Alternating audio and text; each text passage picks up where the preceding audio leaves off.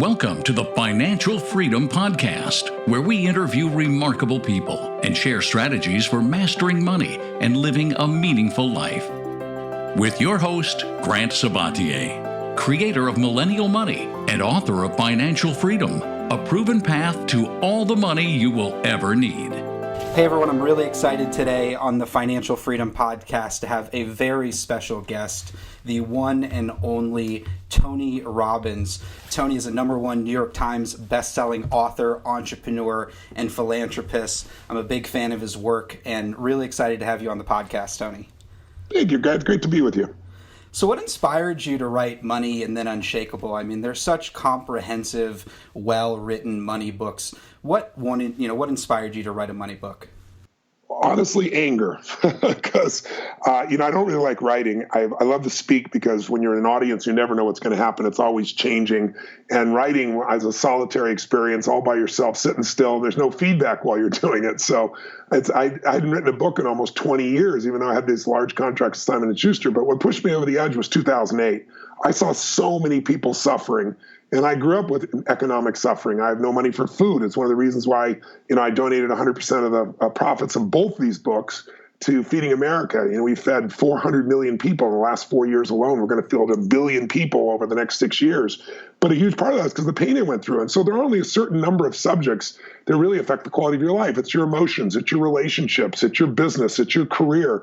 And then, then there's finance. And so when I saw in 2008 all these people suffering, and I've worked with Paul Tudor Jones, one of the top 10 financial traders literally in the history of the world, and I've worked with him for 24, 25 years now. Back then, I was like, this is ridiculous. I knew this was happening. I was able to take advantage of this drop in the market. And I really want to make sure that other people can find these answers. And I kept thinking someone else is going to do something. Government's going to do something. And then in 2010, when I saw nothing was being done, and I watched this documentary that's called Inside Job. I don't know. Have you seen it? Yeah, it's a great documentary. If anyone who's not seen it, it's worth seeing. It won the Academy Award. Or was nominated for Academy Award anyway. But it shows systemically how this small number of people almost destroyed the entire world economy, and then their punishment was we gave them more of our money. It's just, so you end up watching this thing, and you're either depressed at the end or angry, and I was the angry type because depressed doesn't change anything, and I thought, I'm just one guy, but I do have a really unique gift. I have access to the smartest financial people on earth. So what if I interviewed 50 of the smartest, Carl Icahn, Warren Buffett, Ray Dalio, Paul Tudor Jones, and I really found out from them what's really true in the market. What are the pitfalls? How do you succeed? How can the average person truly succeed? Because I wanted to write a book that a millennial could pick up and say, I got a ton of college debt, looks like I'll never be out of it, and be done in a weekend with a book and go, holy shit, I have a new life. I know exactly what to do to get to where I want to be financially. Or, somebody older, somebody who is like, the parent of a millennial, or, say a baby boomer thinks, oh my God, I started too late, it's too late, and showing them how they can win as well. So it's really a playbook to guide them from where they are to where they want to be in the shortest period of time with the least amount of stress by understanding what really is true in the marketplaces that are predictable and that are consistent, and by getting the answers not from me, but from the greatest traders in the history of the world.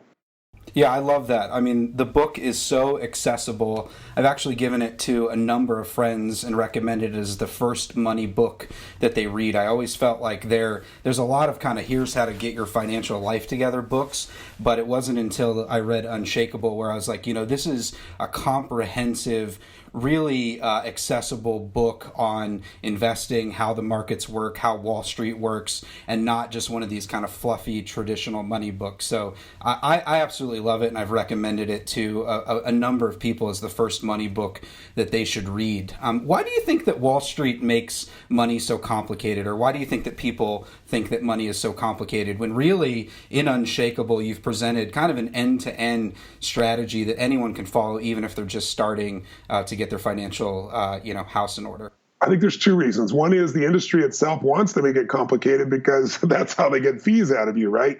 So I'll give you an example. Most people's retirement is in two places, in their home and their 401k. And for millennials, many of them do not yet have their first home, or they only have their first home, so there's not a lot of equity yet. So their 401k is the place that they can build it. Well, up until 4 years ago, this is a $6 trillion industry that was not required to tell you what they charge you. What industry on the face of the earth could get by with that? Well, the way they get by with it is by making things so complex that you just give up. 71% of people with a 401k think there are no fees, and that is the biggest lie on the planet. And now you hear all these new pieces where they're saying we have no fees, they have no upfront fees, they have a dozen other fees. And so when I started to work with Jack Bogle and some of the most brilliant financial minds, Jack told me, he said, Tony, I know you're sincere and want to help people. If you're going to help the average American, you got to help them with a 401k because they're totally getting screwed there. Forbes did, they think they're being charged nothing. Forbes did an evaluation and showed that the average person is paying 3.24%. Now, it doesn't sound like a lot, but every 1% more that you're paying than you need to costs you 10 years of retirement income. So if you paid 2% more than you need to, let's say 1% would be reasonable, and you're paying 3.25%, you literally have given up 2.5 decades worth of income for nothing. You're not getting anything. I brought in this company, I'm now associated with this company, I'm now a partner in this company, but when I started doing the research, I brought in this company and I said, tell me some companies that can analyze the 401ks at my companies for my employees. And we brought in this company called America's Best 401k. And I was like, I called the owner and I said, great name, prove it. I said, come do this. So he came to my business, and in 20 minutes, he showed us how to have the exact same stocks, the exact same bonds, but without all the additional fees. We reduced the fees almost 80% and put $5 million in the pockets of all my staff, and we have the same stuff. Like, where on earth can you go in an industry and one person is paying $30,000 for a Honda Accord and the other person is paying $800,000? That's the equivalent difference of maybe you're paying 2% on your, let's say, your Vanguard that maybe you're able to get within your 401k. They'll charge you these ridiculous fees under weird names. And then I can get it for you for 0.05%. So 0.05%, 5 basis points. I mean, the difference is thousands of percent difference. And the multiplication, we all know the way you get wealthy is by compounded interest. But what people don't realize is fees and taxes compound as well. And so I try to do in this book is to show you the scams, to show you what's being done and show you the simple solution. Like, you can go online to America's Best 401k, give them 3 numbers, and in 5 minutes, you'll know exactly what you paid and what it means over 5 or 10 or 15 or 20 years, because people don't realize the compounding of those fees. And if you want, you can change in a heartbeat. But those are the types of things. I want to do 2 things with this book. I wanted to be able to protect people, but also show them how to take advantage and eliminate the fear. Because one of the biggest challenges is people's like, well, the market's been up for so long. Well, there are people, 25% of all investors in 401ks after 2008, 2009, stopped adding to their 401k. Well, that was the dumbest thing in the world. We're up 300% since then. They missed one of the greatest economic times in history. And everybody's still saying, oh my God, it's high. We're going to get a correction. It's the longest bull we've ever had. But here's what you need to understand. Every year we have a correction. A correction is from the top, a drop of at least 10%, but not more than 20%. Once you hit 20%, it's known as a bear market or a crash. So we have corrections on average, not every year, but on average, every year since 1900. 2 years ago, you may remember in 2016, in January, everybody's freaked out because of the worst January in the history of the stock market. We lost $2 trillion. Market was down 9%. Everybody's freaking out. They went to Davos, where all the richest people in the world are, and CNBC asked Ray Dalio, the greatest financial investor, one of them ever lived, the greatest hedge fund investor ever. And they said, Ray, what do we do? What do we do? And he said, look, corrections happen every year. And the average one is 14%, so it's scary. But 80% of those corrections never become a bear market. 80%. So think about it. The market is up 77% of the time over the last century, which means every 4 years, you have 3 good years and 1 down year. That's the average. Now, we've gone a lot of years with not any down years, so we're going to have them. But I wanted people to understand, if you don't get in the game, you're going to lose. You try to time it, you're not going to ever time it. And Warren Buffett says the only reason we have market forecasters on CNBC is to make gypsies and fortune tellers look good, because none of them are right. It's just that he can't figure out. They don't know. So instead, they have a different approach. It's be in the game. I'll give you a statistic also. So these bear markets everybody's afraid of, they last on average a year. They usually have a 33% drawdown. Well, that's only 33% of all your money's in the stock market. So if you have a diversified portfolio like we teach in the book and show you what to do, you're not going to have a 33% drawdown. And even if you did, watch this. Every single bear market, every single crash in the history of American business has turned into a bull. And usually the first year is a giant jump. So you remember 2008, 2009, the market drops 50%. Well, guess what? We were up 69% in the next 12 months. We're up 300+% since that time. But you got to get in the game. And so people are trying to time the market. They don't understand. Here's some stats that your listeners should really listen up for right now as a millennial. Because if you're a millennial and let's call you 30 years old right now, let's say your lifespan is going to be at least 85. Most people who are millennials are going to live longer because of some of the health technology that's coming. But let's say you live to be 85, then you're going to have literally 55 more corrections in your lifetime. If you don't learn to ride these corrections, you're going to live in fear your whole time. And we have a bear market on average every 5 years.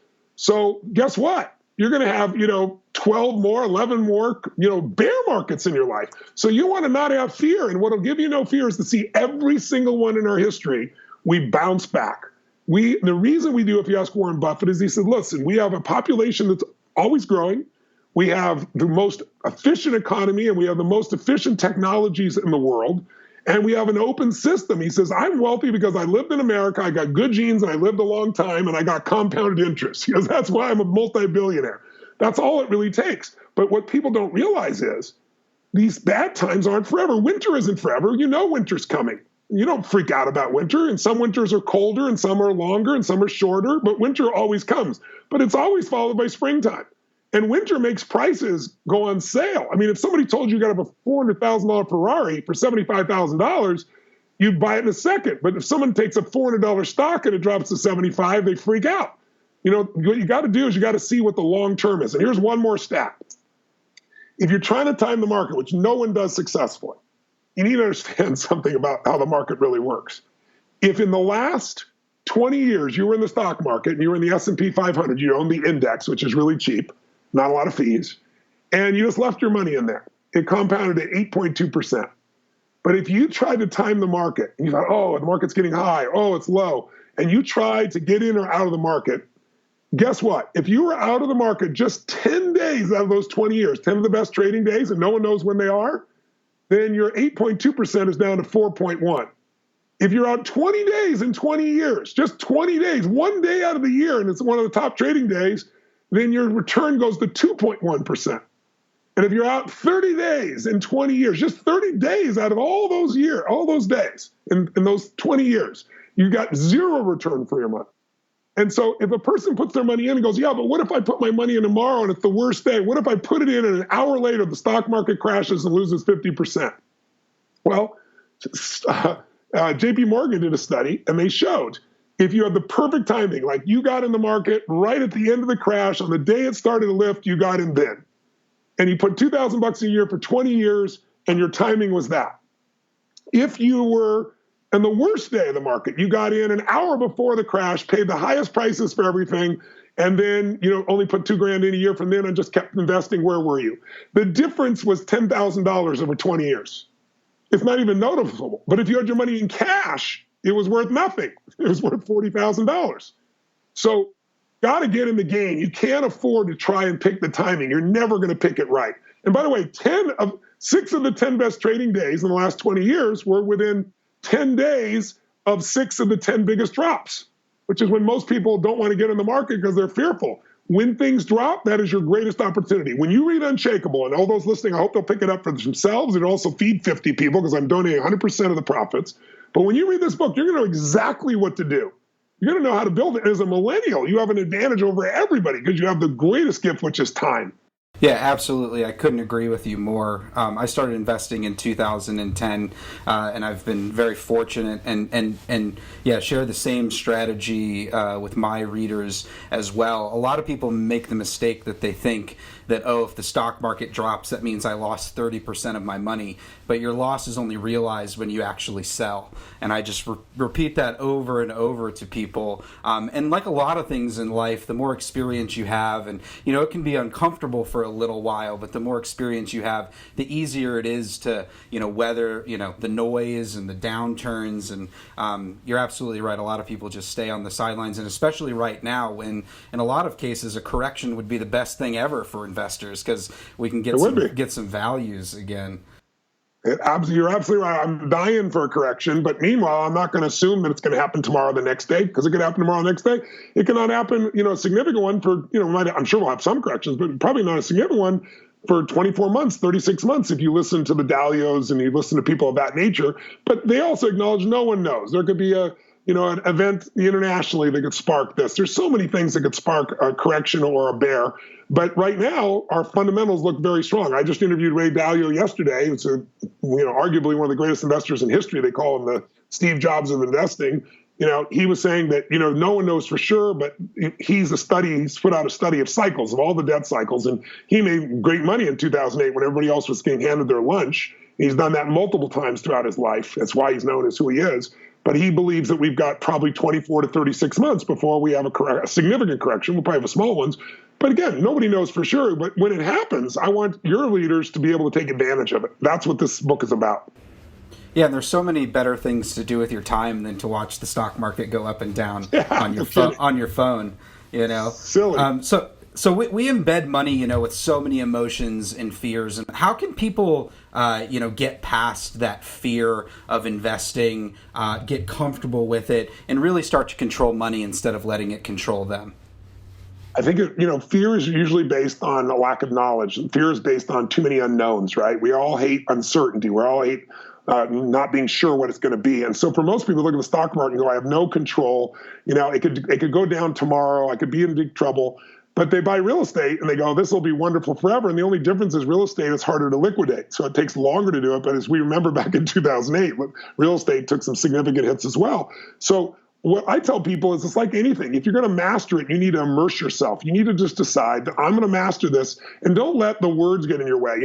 In the medical profession, most people don't know that 125,000 people die a year of iatrogenic causes. Because if you and I hear iatrogenic, we don't know what that is. Is that some special tropical disease? No, it means doctor or physician induced, right? Somebody made a mistake. It's the third biggest cause of people. Well, why do we call it iatrogenic? Why don't we just say doctor or nurse induced, medically induced disease?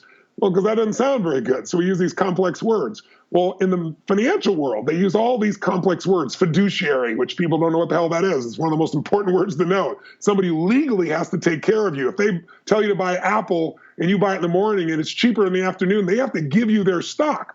But only 10% of all financial consultants are professionals. Most of them are brokers. Only 10% are registered investment advisors or fiduciaries. But the words get in the way. So one of the reasons I wrote these two books, I wrote Money Master the Game, 675 pages. And it's so that anybody, my billionaire clients, read that. Like Steve Forbes said, if there was a Pulitzer Prize for, a financial textbook, this would win, hands down. So I wanted my billionaires to read it and go, wow. And I wanted a millennial just starting to go, wow. I wrote this book because anybody looks at a 670-page book and goes, I don't know if I want to do that.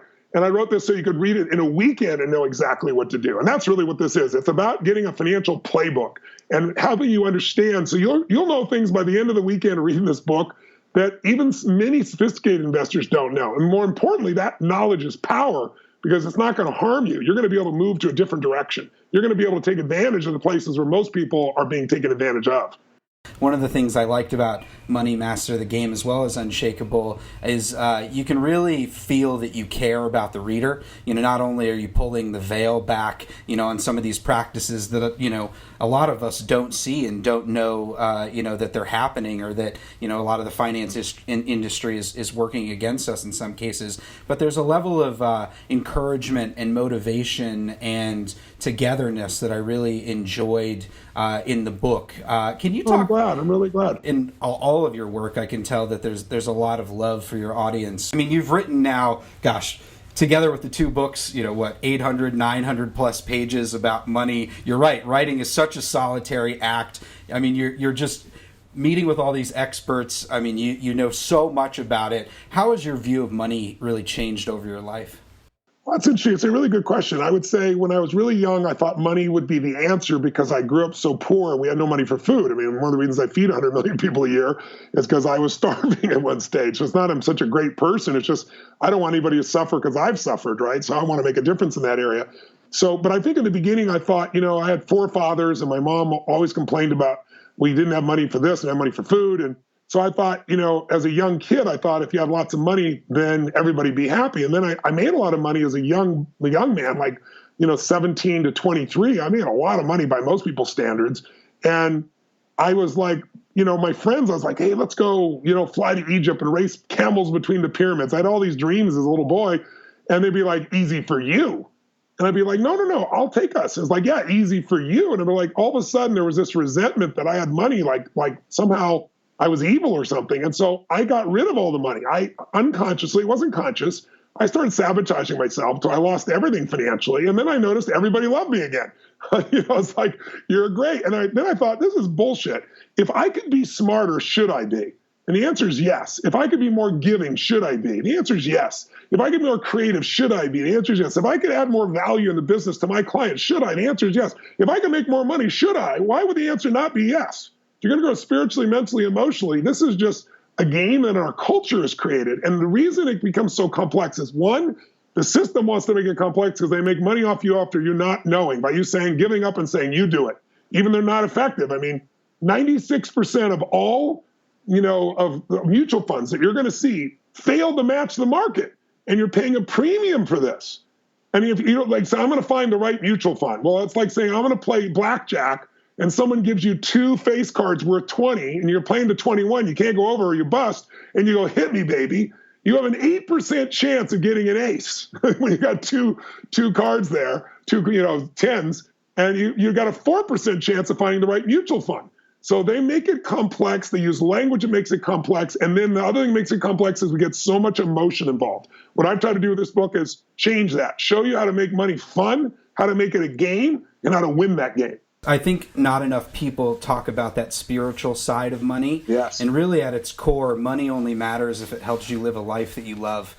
And I wish that people started with the question of, what kind of life do you want to live? And then followed with, okay, here's how much money you need, or here's the relationship with money that you can have. And I think one of the most transformative things that I've seen is when people start to look at how they spend, when they realize that they can make money in their sleep through investing, it becomes incredibly empowering, and that actually has positive impacts, actually transformative impact in other areas of their life as well. Is that what you see in your work too? Absolutely. And what I see is when you master one area of your life, it filters into many others. And when you don't master an area, it affects everything else. You don't master money, it affects your relationships. It affects the way you feel about yourself. It affects your health. So it's like money isn't everything, but it's a really important thing to do. And to master, and I always tell people, it doesn't change people. That's bullshit. It makes you more of what you are. It's just a magnifying tool. If you're mean, you have more to be mean with. If you're loving and giving, you got more to give. And we just got to remember that it's not about money. Money is an energy. And what we can do is, if you use that energy well, you can leverage things. You can help more people. You can change lives. You can have a great quality of life yourself and for your family. But if you don't master this area of life, for whatever excuse you give, there's no excuse.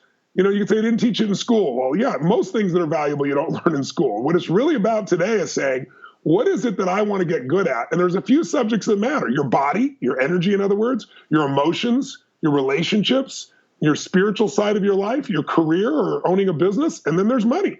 And there aren't that many areas. And if you just say, listen, I'm going to get good in these 6 or 7 areas, then you're going to have an extraordinary life. You're going to have life on your terms. But if you don't, then you become a victim. And it's easy to be a victim today because everybody likes being a victim. It seems to be the standard way of approaching things for a lot of people. But being a victim is not going to make you proud. Being a victim will not make you financially free. Being a victim will not help you help other people, your family, your friends, your community, or anything else. So I think that making money gets bigger when you have goals that are bigger than yourself.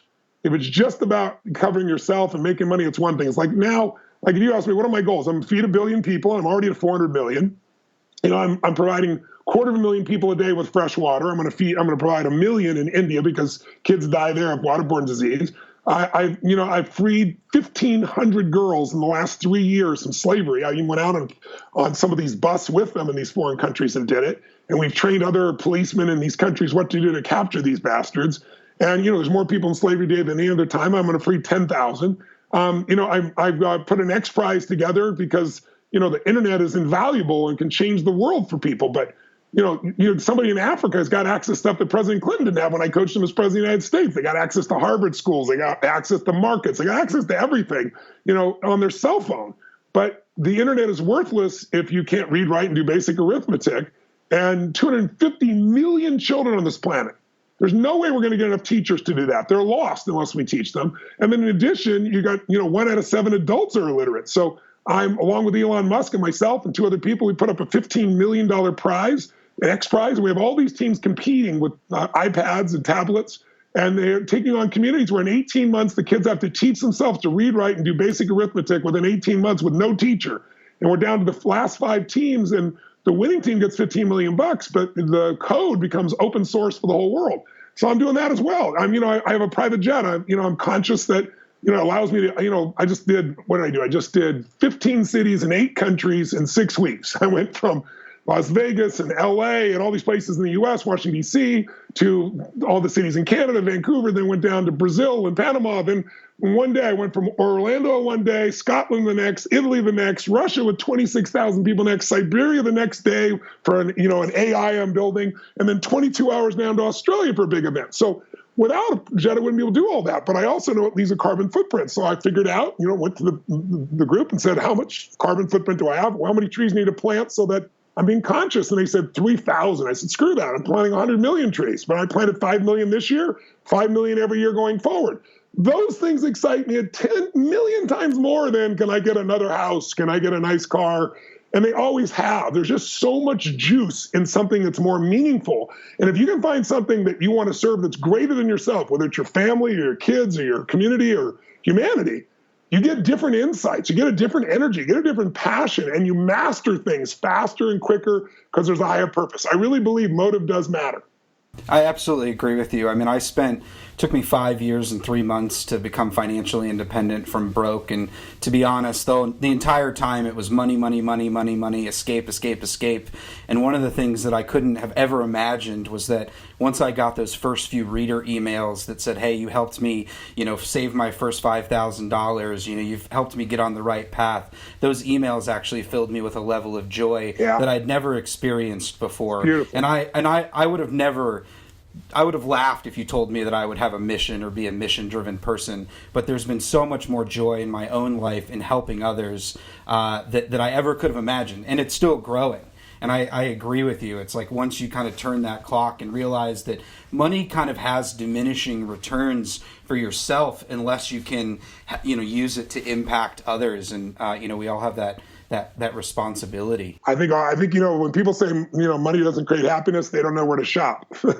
Because if you shop for things, you're right, it won't create happiness because things you burn out on them very quickly. If you shop for experiences like a vacation with your family, those things stay with us for years, sometimes decades. But the most valuable thing, and science has proven this, it's not just my philosophy, because they can now measure the hormonal changes in your body minute to minute by what's happening in your mouth, literally. The saliva in your mouth gives them that much information at this stage. And what they found is giving for someone else, not for yourself, gives you more joy for a lasting period than anything you can buy from yourself, even experiences. So it's like, a woman buys, coffee for 3 people in line behind her in Starbucks, and you look at it and you say, wait a second, this woman is still high as a kite 3 days later over this little act. It's not the amount of money. It's the fact that you operate from a place where there is more than enough by giving something to those you don't know. Yeah, there's a level of sustained joy that you start to curate and cultivate in it. We live in a world where success is defined as more money and the next job promotion and, or the best Instagram profile. And I think, unfortunately, we live in kind of a more world. And, it's tough for our brains. It's tough for people to keep up. And I think so much of life when it comes to money is answering that somewhat paradoxical question of how much is enough. And can you talk a little bit about how can someone, given that our brains are on overdrive, we live in this 24/7, 365 world, how can we learn to define success for ourselves and find peace in our life with or without money? I think you got to realize that there's no relationship between money and happiness, and there's no relationship between problems and happiness. You can have huge problems and be totally happy. There are people who lost their legs, their arms, their loved ones, and they're happy. And there are people that are pissed off every day because they didn't put enough secret sauce on their, Moby Jack or where the hell it is that they bought, So there's no relationship. And the research on money shows that once you get past approximately $70,000, there's very little change in your experience of the quality of life beyond that. Now, I found there are certainly jumps at certain numbers that are available, but none of that matters if you're wired for unhappiness. If you got $1 billion, and everyone has what I call an emotional home, a set of emotions we come back to. Some people, I'm sure that are always worried about something. If they're not worried about things in their own life, they worry about the economy. They worry about other people. Some people, their emotional home is anger. They're pissed off all the time. They always find things to be pissed off about, if not in their own life, in society. There are people out there that are not really funny, but they think they are, and they crack themselves up, and you might find yourself laughing too. So we all have an emotional home where we go back to. And most people they have a highway to stress, and they got a dirt road to happiness. Money won't change that. The only way you can have that peace and joy that you're talking about is not so much that it's enough. It's about making sure that every day you find those things to appreciate. Because, I asked, Sir John Templeton, one of the first international investors, one of the first international investors, I should say, that became a billionaire after starting with nothing. I said, what does it take to be wealthy? And he said, you teach it. And I said, well, that's good. What is it I teach? And he said, gratitude. He said, Tony, if you got $1 billion, you're not grateful, you're poor as hell. But if you've got even a small amount of money or no money, and you're grateful for your heart, for your lungs, for your family, for God, for your creation, for life, he goes, you're rich. And he said, so I think gratitude is the more important element to wealth than any other one, because there are lots of people with a lot of money, but they're not wealthy. Wealth is mental, emotional, spiritual, physical, and financial. And so when I'm talking about wealth, I certainly include money as part of that process, but I think we really have to expand our understanding what it is and really go for what's going to make us feel most fulfilled and give us more to deliver for those we love. I absolutely agree with you. I think it's definitely much more holistic. And when it comes to financial freedom, I love that phrase simply because financial freedom means so many different things to so many people. And it's also one of the things I found in my own life and in my readers' lives and my audience is that, you don't have to have millions of dollars to feel free.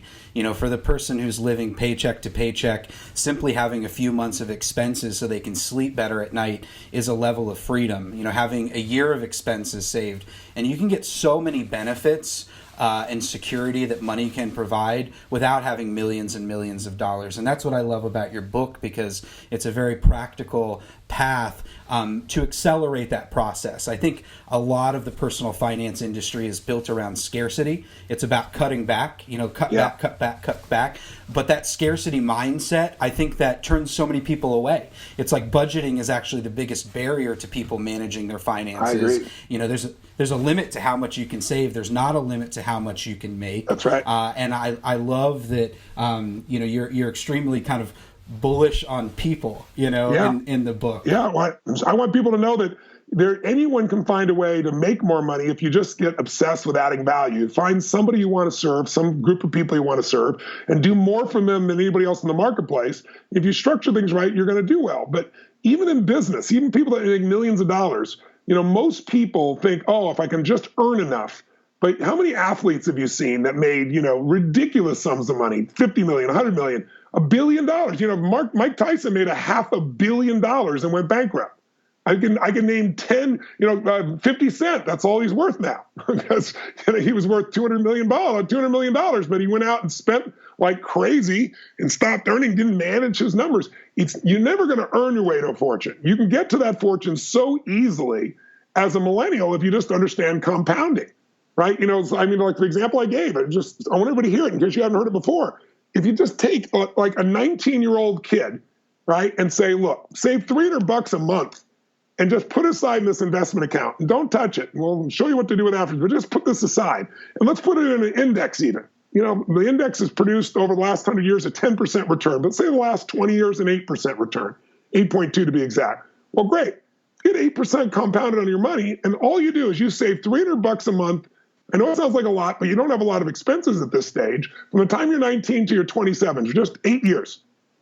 Now what? Stop investing if you want to. you'll have $1.8 million at age 65. Boom. If you look at, and how much did you actually put in? 8 years of $300 a month? It's what, $28,000, right? That's it. 28,000 is worth 1.8 million. That's the power of compounding. Now, if you have a friend that catches on slower and watches you do this and waits till they're 27, and they put $300 aside, and they do $300 aside from 27 all the way to 65. And now they have 40 years of investing, not 8 years. They put in 140 grand, not 28 grand, and they still have $400,000 less money than you do. That's the power of every millennial listening to this has. If you'll just get started, you don't need a lot of money. In fact, there's a great study. People tell me all the time, I don't have the money. Well, look, one of the best examples I know is a gentleman that worked for UPS, true story. And this gentleman, Theodore Johnson's his name, he never made more than 14 grand a year. But he retired with $70 million and gave away $35 million while he was alive. Now, how the hell did that happen?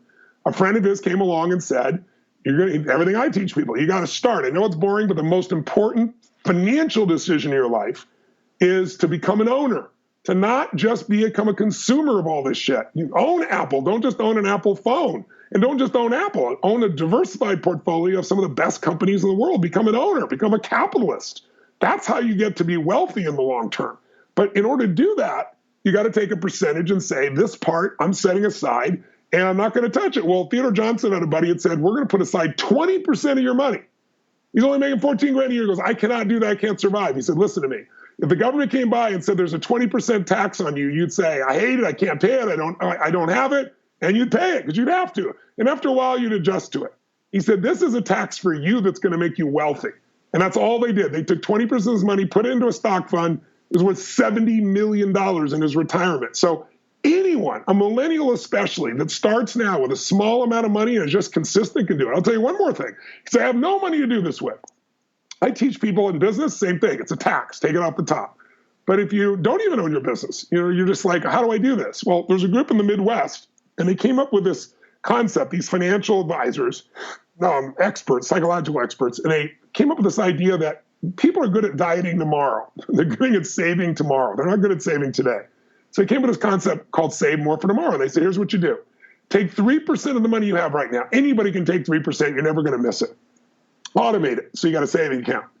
But then next, every time you get a bonus, every time you get an increase in pay, set aside 3% more and put in that fund. Well, they found within 15 years, the average person had saved 15% of their income by doing this, and 65% of people were saving 19%. At those numbers, anybody can get rich. Anybody can get wealthy when you save that much and you reinvest it. So I just want the millennials listening. This is your ticket. You may be in tough financial shape right now. It may look impossible. The numbers of debt and so forth might seem unreasonable to you. But I'm here to tell you, you don't understand compounding. If you'll get in the game and you'll stay in the game, you're going to win. Because you're not, like Warren Buffett says, you don't want to bet against the American economy. You got almost 3 centuries of constant growth. We have corrections, we've had wars, we've had economic corrections, but none of them have lasted. Every single bear market has become a bull market in the entire history of America. Yeah, one of the things I recommend is the 1% savings strategy, just increasing your savings rate 1% every month, and you don't miss it, you don't feel it. And actually, some of my readers have done this, and after 3 years, they're saving over 40% of their income. That's incredible. They never even missed it. And if you can get to that 40 or 50% savings rate, you've literally cut your time to retirement more than in half. That's exciting. And so some of my readers have been trying that strategy. And when you start to think of, instead of $5 at 25, that $5 is worth $50, at 60. That's and right. I think the financial services industry, I just have 2 more quick questions. I think the financial services industry, it sells a level of precision that's unrealistic. How can I even begin to save for when I'm 65, when who I was at 28 3 years ago is different than I am today? And I think a lot of people, are afraid in so many areas of their life to kind of let themselves grow and to kind of invest in their future, because you don't know who you're going to be. You don't know what opportunities are going to happen. And if someone hears this and they're really feeling stuck in their life and they're like, I just feel so stressed today, I can't even begin to think about tomorrow or who I'll be tomorrow, what are a few simple steps that they can take to get unstuck in their life and get on the right financial path? Well, I'll give you 5 quick steps because these I know well, because this is what I did to myself when, my father was a very intense guy. My mother was even more intense. And so one Christmas Eve, she kicked him out, and then she thought he went back to Chicago. And then when she thought I was on his side, she kicked me out too, chased me out with a knife. And I knew she wasn't going to hurt me, but I wasn't going back in that house. And so, I looked back and said, what do I got to do? And I felt totally depressed. And I'm in that depressed state, you can't do shit. And so what I realized is I got to feed my mind every day, because if I don't feed it, weeds grow automatically. Problems are always there. And if you don't stand guard at the door of your mind, you're in trouble. And so my original teacher was a man named Jim Rohn. And he used to say, leaders are readers. And he said, Tony, miss a meal, but don't miss reading at least 30 minutes a day. And he was like, not some blog post, not some clickbait, but an actual book that you picked up because it's got strategies or tools or insights or philosophies that can help increase the quality of your life or the people that you know.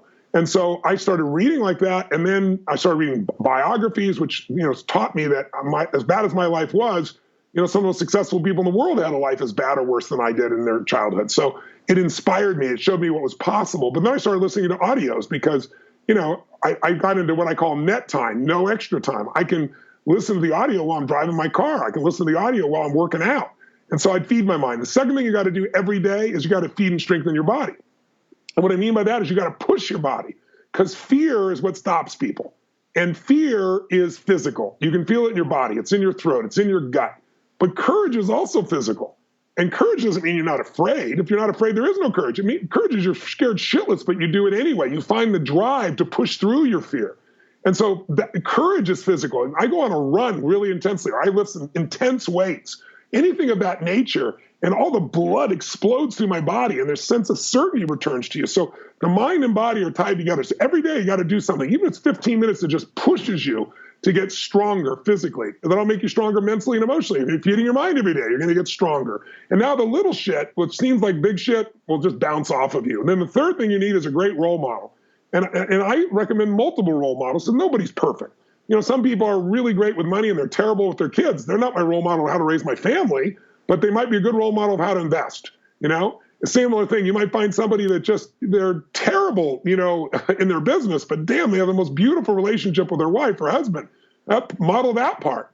So I think model somebody that's out there. So for me, Sir John Templeton was a role model, because I saw this guy who grew up with nothing just like I did, and he became a billionaire, and he did it during the worst economic times. When everybody else was scared, he saw opportunity. And so, he became a role model for me. And then fourth, you need to take massive action. A lot of people wait till they know everything they can know to begin. That's the wrong thing to do. You got to get in the game. You're going to have learned some things by trial and error, and you got to do that. And then finally, fifth, get obsessed with adding value. Get obsessed with doing more for others than anybody else is doing. If you focus on giving, you're not going to have to worry about getting, because, it's impossible to give and give and give to millions of people, or tens of thousands, or 10 or 2 or anyone, and not feel a benefit come back your way, because there's an aliveness that comes when you do that. So I would say if you're feeling stuck, you need to train your mind, feed it. You need to train your body intensely, feed it, strengthen it. You need to get a great role model, so it gives you a pathway to get there. You need to get your ass in gear and take some action. If it doesn't work, just keep changing your approach and model somebody who can get you there quicker. And then focus on giving, because if you focus on giving in the midst of your problems, there's always somebody worse off. And if you can help them, you won't have a problem anymore. I often used to bring this group of people to my seminars in the evenings of like fourth night of a 6-day seminar. And I called the night, "You have no problems." And I brought people up whose entire bodies have been burned off, people that were blinded, people that lost the limbs, and were so damn happy compared to, most people bitching that their, jumping jack didn't have enough special sauce in it, right? So it's a very different approach. Yeah, I often feel that people who have had those big life challenges or who have disabilities, I just sat on the train here in New York City and talked to a blind woman all the way from 4th Street up to 103rd, and she was super interesting, super joyful. And I think a lot of those people, because they are limited, they learn to appreciate and love life at a level that is incredibly admirable. I think so too. I have one last question. What does financial freedom mean to you? It means doing what you want, when you want, where you want, with whomever you want, as much as you want, and having resources to be able to touch people's lives even when you're asleep. It means freedom. It means stability. It means opportunity. It means the opportunity to be able to give in ways that are really unique. But it'll never replace human emotion. It'll never replace joy or love or gratitude, because, money without those things is pretty much worthless. To me, it's a vehicle that allows me to have the power to leverage. I'm able to reach people around the world, reach people I don't even know in India, and provide fresh water for them because I have this resource called money. I could do it with my time too, but there's a limit to my time. There's not a limit to the money, especially if I keep adding value and growing. Hey, Tony, I want to thank you for taking the time and for being such an inspiration to me on my own journey. I read Awaken The Giant Within when I was 21. Just the compounding impact of your work in my generation and for generations to come is just incredible. It's something I strive for. And just thanks for all the love and all the wisdom and all the insights, and really appreciate you taking the time to write this book and, tell the truth and share what works for everyone so they can get their financial house in order. So thanks, Tony. Well, you're very kind, and I really congratulate you on the work you're doing, and I know you're driven by the same force. I can hear it in your voice, and even though I don't see you in person, I can see the work that you've done, and I think we're brothers on the same path of trying to contribute as much as we can, and I think if you continue down that path as you already have, you've already proven, it's not, I always tell people, you don't know who I am by how my lips move. Watch how my feet have moved for 41 years. You know who I am. You can't fake that, and I can see by your path, you're very clearly driven to contribute in a meaningful way, and that's why I wanted to do this podcast with you, so thanks for having me on.